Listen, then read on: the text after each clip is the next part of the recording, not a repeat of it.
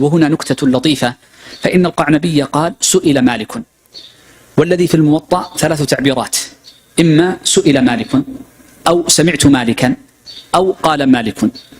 وقد أنكر الشيخ أبو الوليد ابن رشد رحمه الله تعالى صاحب المقدمات والبيان وغيرها أن يوجد في موطأ يحيى وكذا في غيره سألت مالكا، وإنما توجد ثلاث صيغ.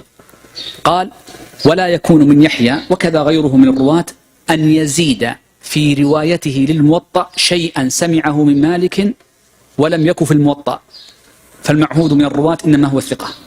والفرق بين الصيغ الثلاث أنه إذا قال مالك فهذا سهل، إما أن يكون القارئ قرأه أو أن مالكا تلفظ به في أثناء قراءة مالك.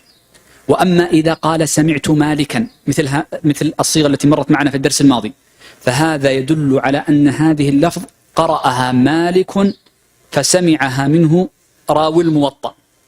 وأما إذا قال سئل مالك فقد ذكر ابن أبو الوليد احتمالين: إما أن يكون مالك في نسخته كتب سئلت فقرأها القارئ وهو القارئ على الإمام مالك فقرأها سئل مالك، وإما أن يكون مالك هو الذي أقرأ الرواة فيقول سئلت فقال سئلت، فأتى الراوي فكان هو الذي عدلها كالقعنبي وغيره فقال سئل مالك.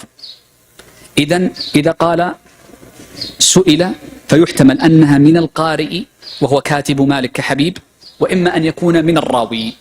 وهذا ملخص كلام أبي الوليد بن رشد نقله عنه في المعيار. نعم.